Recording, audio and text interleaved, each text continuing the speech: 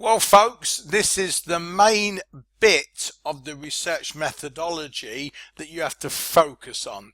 You've all heard of reflective practice. Well, this is evidence-based reflective practice. And in this video, I'm going to introduce you to the evidence-based reflective practice tool. Bit of a mouthful, but I'm sure you'll find it useful and user-friendly because you know me, I don't like to make things complicated and bureaucratic. So let's move on.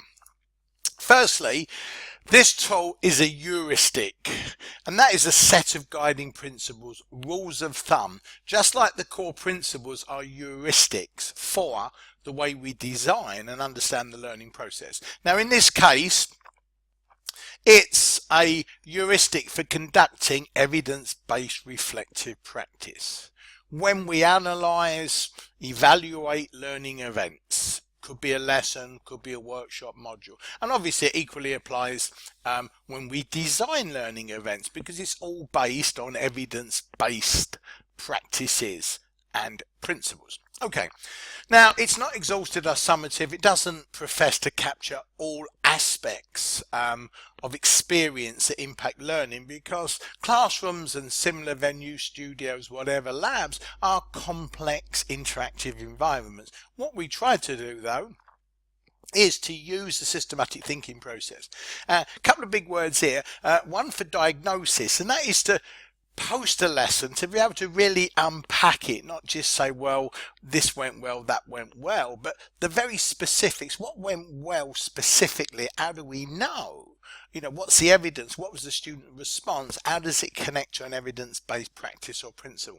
So to diagnose the lessons that we're using in this research, for that analysis, evaluation and sense making of the experience. Sense making is making the inferences, interpretations that capture as best we can an understanding of that reality, and obviously prediction, because we want to be able to, as we use evidence-based practices to enhance motivation, we want to be able to plan lessons with the likelihood that they're going to be effective. That's the whole idea of evidence-based teaching, to be able to make better diagnosis of the experience of learning and to design and conduct learning events with high predictive capability of positive learning outcomes in terms of attainment and intrinsic motivation.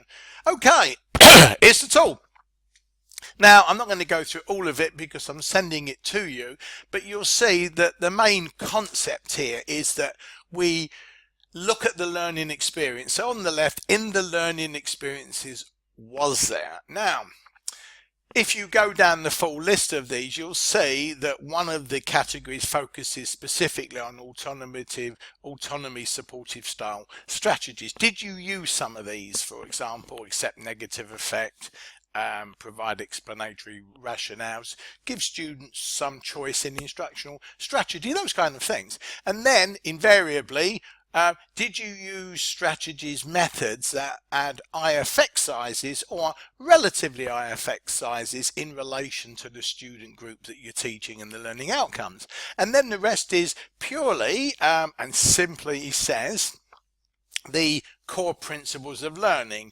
And you'll notice that the last one on the next page is about the creativity motivational strategy.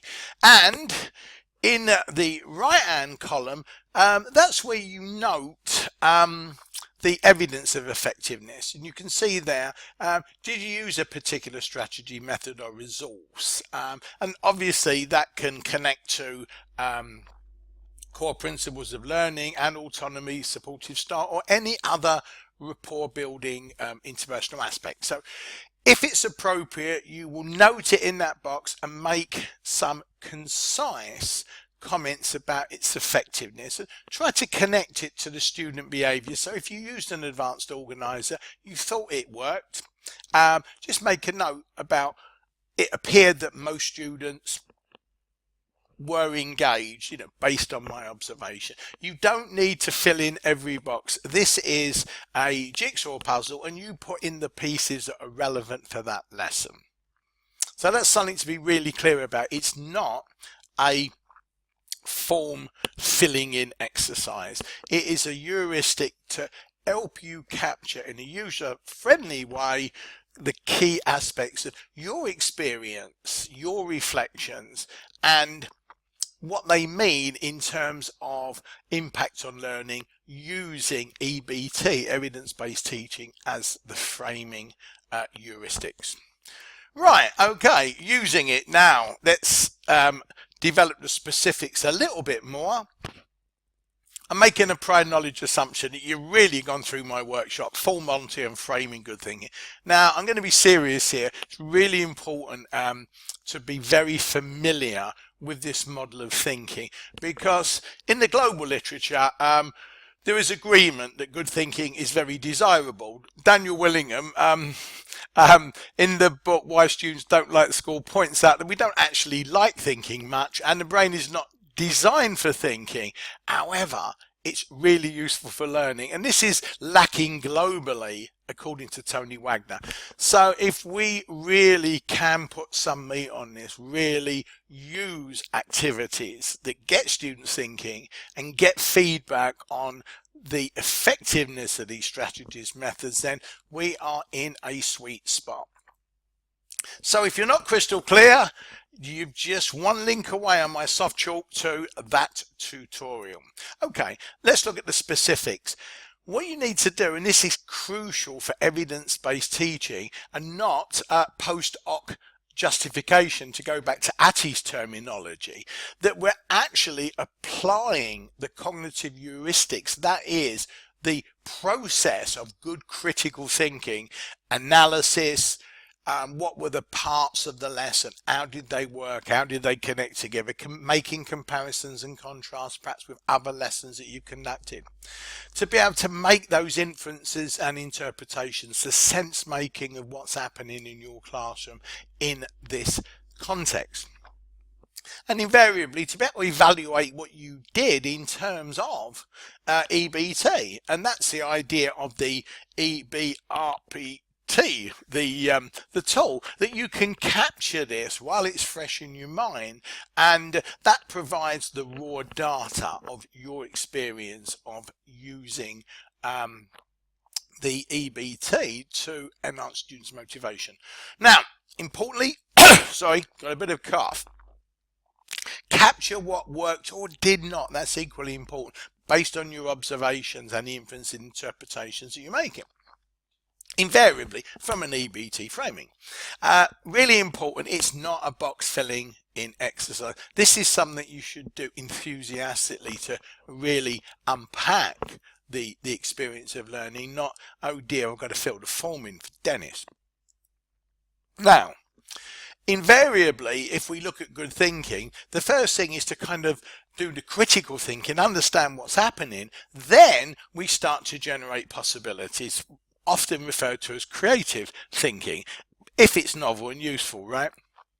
So, in cases where you might think you could do something different and better in future, just make a note of it and use it further down the line. So these kind of tools that we're using here become a kind of log, a portfolio of your evidence. So be prepared to use them retrospectively, go back to what you did previously and build up the capturing and the development of your experience of teaching this group.